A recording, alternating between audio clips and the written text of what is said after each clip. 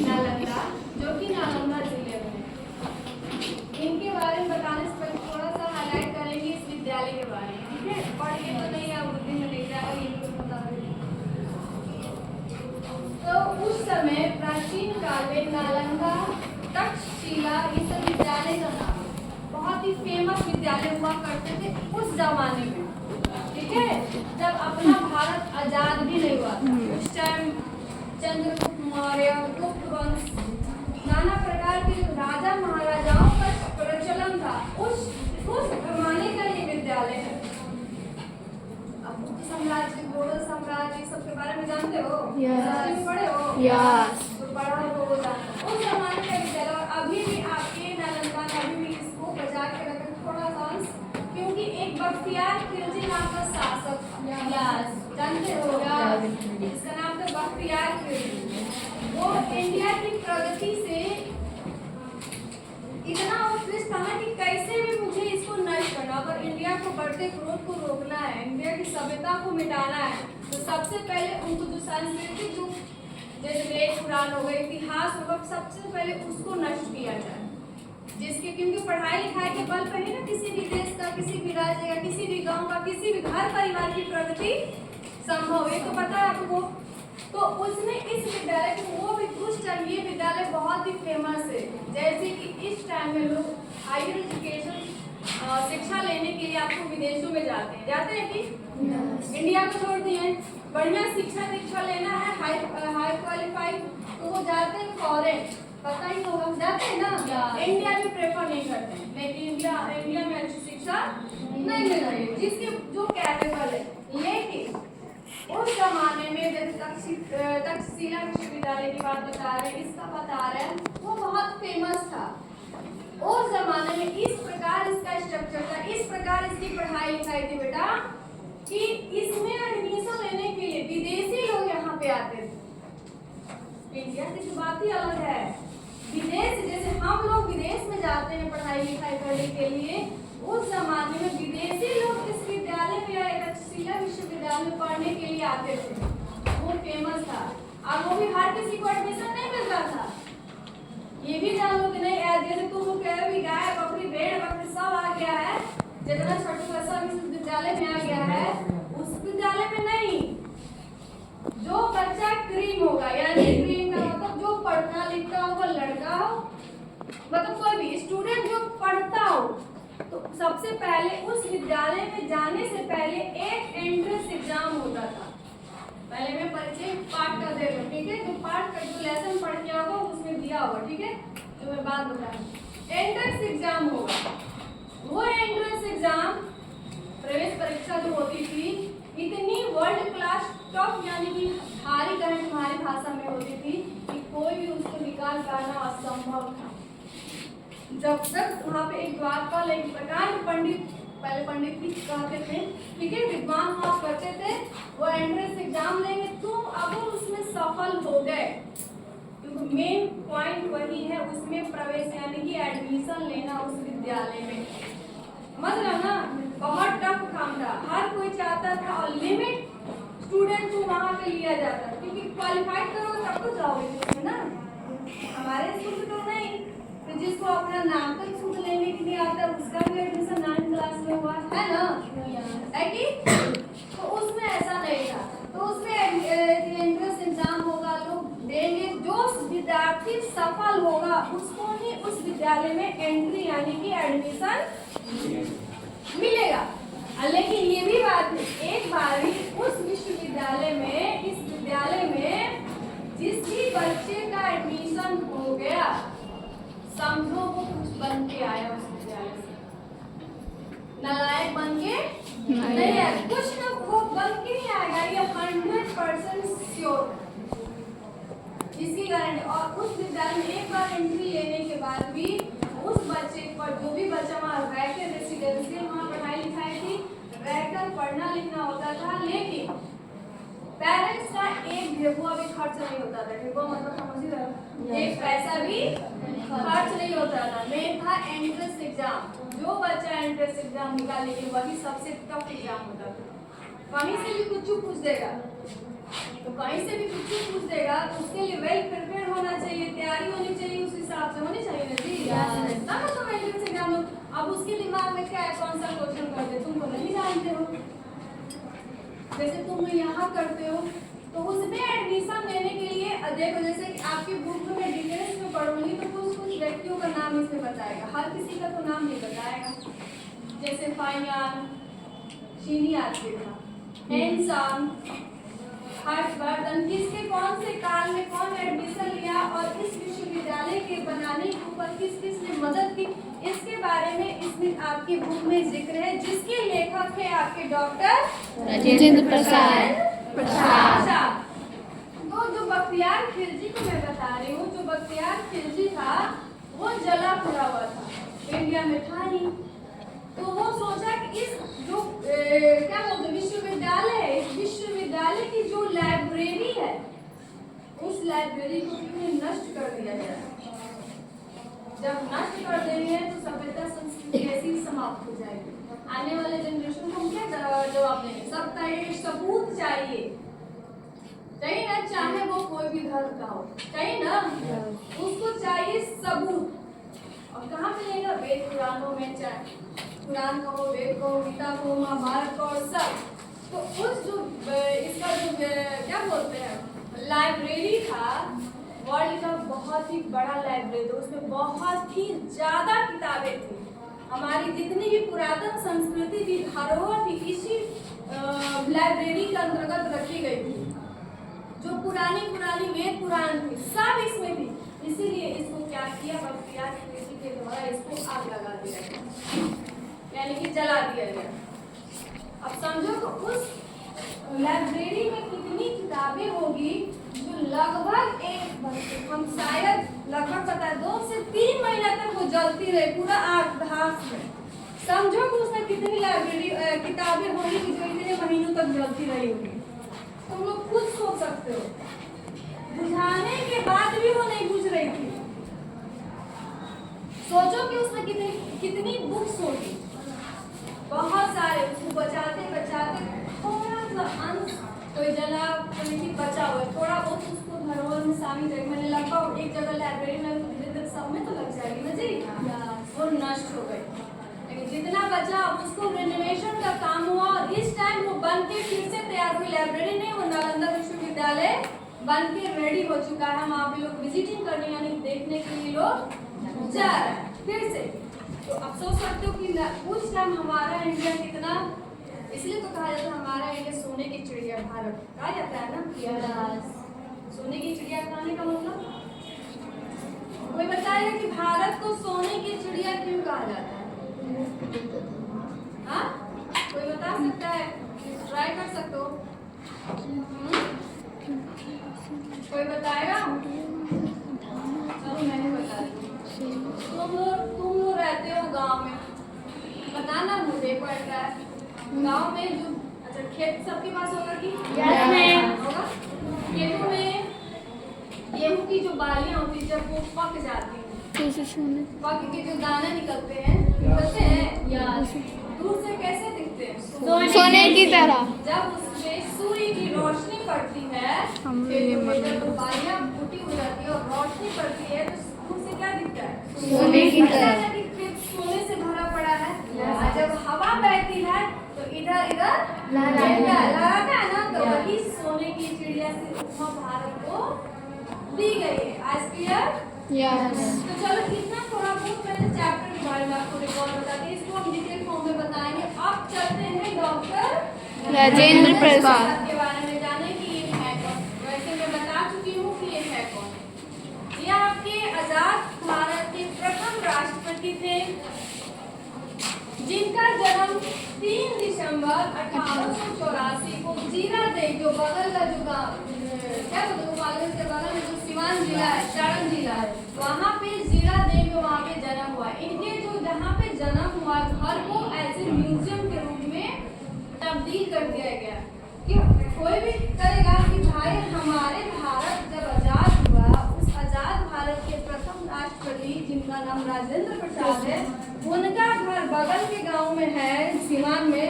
तो सब कोई चाहेगा ना कि हम जाकर देखें, घूम बैठते थे, क्या करते थे, उनका सामान क्या है, उनका घर कैसा है, सब कुछ जानने की इच्छा होगी ना। तुम अभी मैं पढ़ाऊंगी तब तुम लोग को भी जानने की इच्छा होगी। मेरा तो कितना दूर नहीं है यहाँ से, ज़्यादा दूर तो है नहीं। अरे खूब होगा यहाँ से 20 से 25 30 मान लो किलोमीटर, हाँ, इससे ज़्यादा तो होगा नहीं, तो घूम सकते हो। तो उनका जन्म हुआ। और राजेंद्र प्रसाद के बारे में क्या कहें हम, ये बचपन से ही बड़ी ब्रिलियंट बच्चे थे, कहें तो गॉड गिफ्टेड बच्चा। जो इनकी स्मृति प्रतिभा है, जो इनके कुछ भी या इनके माता पिता, इनके गुरुजन, इनके सहपाठी, इनसे बड़े लोग जो समाज में बैठते थे, कुछ इनको शिक्षा दीक्षा दे दें तो ऐसे लगता था इनका माइंड कंप्यूटर हो, मतलब कि दिमाग में छप जाता था। ठीक है, एकदम से इसलिए बोल रहे हैं क्योंकि इस पर एक वाक्य है जो पता है तो बता देते हैं। जब हमारा भारत, यहाँ तक में किसी को दिक्कत नहीं, समझ में आ रही है? यस। तो हमारा भारत आजाद हो गया, ठीक। जैसे क्योंकि अब जानते हो कि हमारे यहाँ अंग्रेजों ने 200 सालों तक गुलाम किया, राज किया ना, पढ़े हो तो ठीक है। क्या करते करते 15 अगस्त 1947 को आजाद तो कर दिया, लेकिन फिर एक शर्त रखी उसने, किंतु उसकी मंशा नहीं थी कि हम अभी भी इस देश को छोड़े। फिर उसने एक शर्त रख दी, ठीक है आप ले लो मेरे से भारत, आप चलाओ, आपका इंडिया आप चलाओ, लेकिन इस इतने बड़े देश को चलाने के लिए कोई तो कानून होना चाहिए कि एक ही कानून पूरे देश में लागू हो, किसी के साथ कोई भेदभाव ना हो, हर किसी को समान अधिकार मिले, किसी को ऊंच नीच के दर्जे से कोई ना देखे। ऐसा आप कोई कानून लाओ और मैं आप जिस दिन लाओ उस दिन में चले जाऊंगा, यानी कि फिर कुछ दिनों उसको रहने का इंडिया में मोहलत मिल गया। फिर हो रहा है, फिर सोचे कि तभी सब उलझे रहेंगे, तब तक मैं फिर कुछ सोच लूंगा। यहाँ से जाने की उसकी इच्छा नहीं थी। तो जो कुछ वर्ग थे, जो बुद्धिजीवी वर्ग के कुछ लोग थे, जैसे डॉक्टर राजेंद्र प्रसाद, भीमराव अम्बेडकर, B.R. अम्बेडकर, हाँ, जवाहरलाल नेहरू, महात्मा गांधी जी, जयप्रकाश नारायण, XYZ जो बड़े बड़े नेता थे, जो पढ़े लिखे लोग थे, उन्होंने अब संविधान लिखना चालू किया। संविधान लिखना लगभग उसको, संविधान का कितने टाइम में लिखा है तुमको बताएगा? 2 साल 11 महीना 18 दिन। 2 साल 11 महीना 18 दिन। 11 महीना 18 दिन, यानी कि लगभग 3 साल लगा ना, बोली लगभग 3 साल। और उसको लिखने के लिए सब लोग बहुत ही माथा पचे, ज़्यादा डिटेल्स में ले जाएंगे, लिख के रेडी हो गया। जब वो अंग्रेजों के सामने गया कि चलो सुपुर्द कर दे, सबने उसको सिग्नेचर कर दिया, कल जमा करना है, जाना है, जाने को तो हम सब चला गया और संविधान छूट गया हमारे पे, भूल गया, दिमाग से निकल गया। अब वो जाए कैसे? लेकिन छूटने से पहले सबको दिया गया था एक बार रीड करने के लिए, पढ़ने के लिए, ठीक है। उसमें से राजेंद्र प्रसाद को बहुत ही ब्रिलियंट बच्चे थे शुरू से ही, क्योंकि हर क्लास में इन्होंने टॉप किया। तो पढ़े और एक नजर में पूरे समय विश्व का सबसे बड़ा संविधान, मोटा संविधान आपका इंडिया का, ये भी एज जीके के रूप में आपको याद करना है। तो पूरा संविधान इतने मोटे को वो पढ़ लिए थे, एक बार देख लिए थे कि हाँ, तब जब तक पढ़ेंगे नहीं ध्यान से कैसे कम बेस बताएंगे कि यहाँ त्रुटि है, यहाँ गलत है, पढ़ने के बाद ही ना कोई बताएगा जी। पढ़ लिए थे, अब वो छूट गया। अब सब अब क्या होगा, फिर उतना लिखाएगा, फिर टाइम दे सबके अंग्रेज ले रहेंगे, फिर तो ऐसे ही होते रहेगा। अब करे तो करे क्या? तो राजेंद्र प्रसाद जी बोले ठीक है, हमको एक दिन का टाइम दिया जाए, एक दिन बाद चला जाएगा, लेकिन एक दिन का टाइम दिया जाए और मैं इसे लिख कर दूंगा। जैसे आप लिखे थे वैसे मैं लिख कर आप लोगों के सामने प्रस्तुत कर दूंगा। समझो कि एक दिन में इतना विश्व का सबसे मोटा संविधान, एकदम समझो कि जेरॉक्स कॉपी, एक वर्ड ना इधर ना उधर, समझ लो ना कितनी बड़ी बात बोल रहे हैं, हाँ?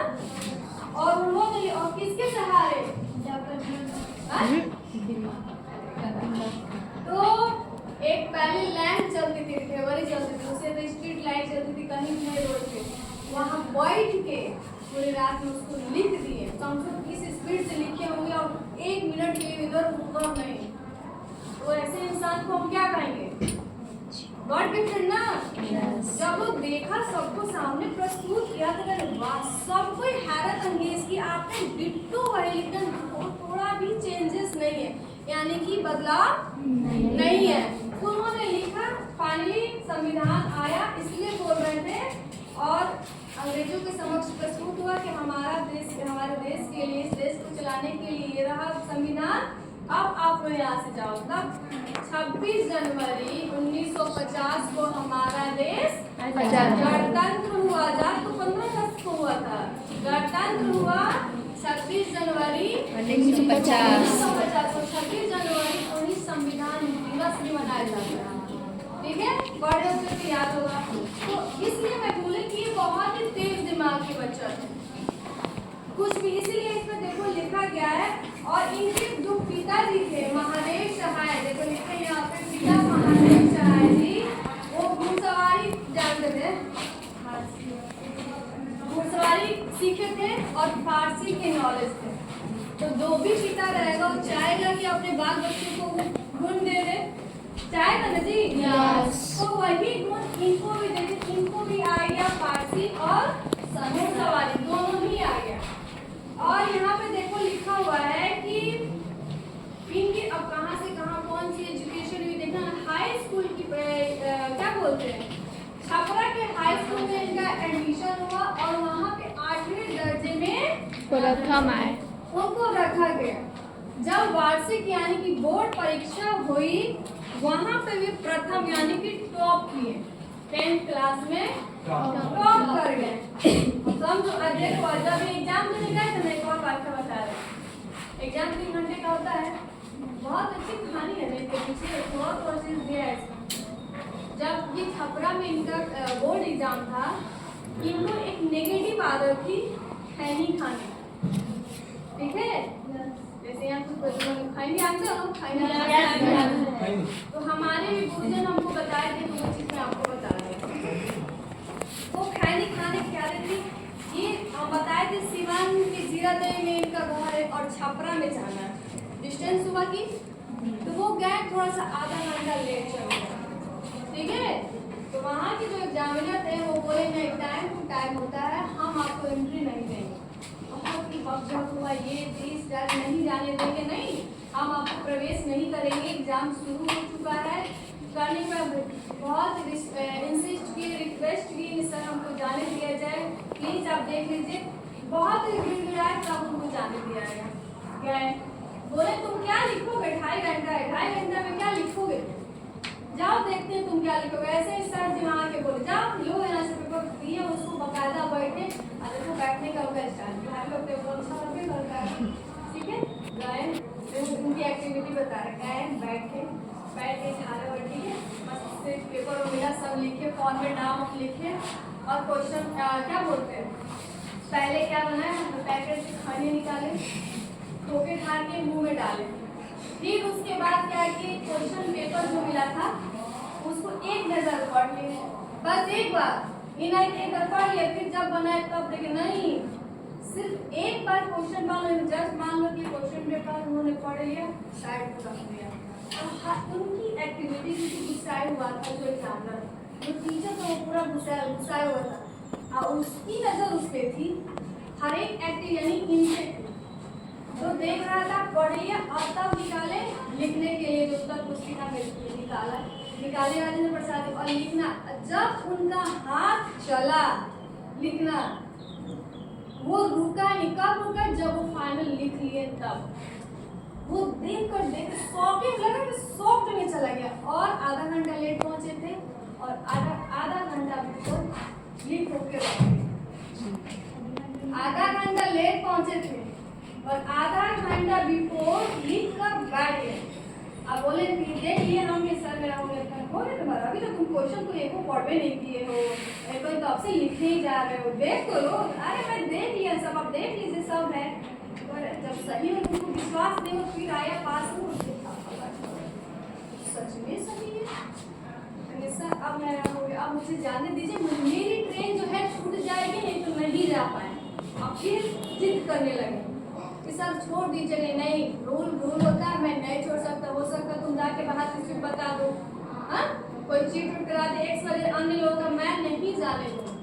सर आपको क्या लगता है मैं कह रहा हूँ, मैं किसी को कुछ नहीं जा रहा, मेरी ट्रेन छूट जाएगी, वो पूरा ही करने लगे, सर्टिफिकेट उड़ाने लगे, बोलने लगे। तो बोले ठीक है जाओ, लेकिन क्वेश्चन पेपर और ये दोनों तुमको उत्तर पुस्तिका दिया जाएगा, क्वेश्चन पेपर भी तुमको यही रखना है, दोनों ही जमा किया, ये लीजिए रखे, और फिर वहाँ से एकदम बढ़िया मजे में, ही ना कि कैंसिल लिए, मजे में चल भी दिए।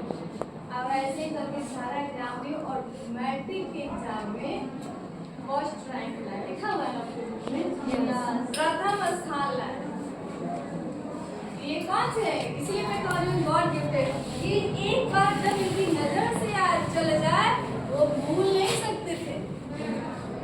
और ये किसी के साथ अगर वो माइंड एकाग्र कर ले तो फिर छपरा के बाद वो चले आए आपको कोलकाता, ठीक है, हायर एजुकेशन के लिए। तो आपकी बुक में देखो लिखा गया है, और जब ये फर्स्ट रैंक लाए तो इनके जो प्रचार यानी कि इंग्लिश में बोले तो प्रिंसिपल इनसे खुश होकर दोहरा प्रोन्नति देवन अपने तरफ से भी इनको अचीवमेंट दिए के बाद शाबाशी दी। फिर वो छपरा से आपको आगे ना सॉरी कोलकाता में 1902 में कोलकाता विश्वविद्यालय से मैट्रिकुलेशन की परीक्षा पास की, उसमें भी प्रथम आए। फिर उसके बाद वो IAA, BA, LLB यानी कि सभी की डिग्री वहीं क्या बोलते हैं कोलकाता से की, वहीं की कोलकाता की, जब तक हम बोलेंगे शांति रहो, कॉलेज से की। और 1911 में इनकी शिक्षा दीक्षा जब समाप्त हो गई तो 1911 में कोलकाता के जो अदालत की वहाँ पे वकील के रूप में शामिल हो गए, यानी वकीलगिरी करने लगे। चलो तुम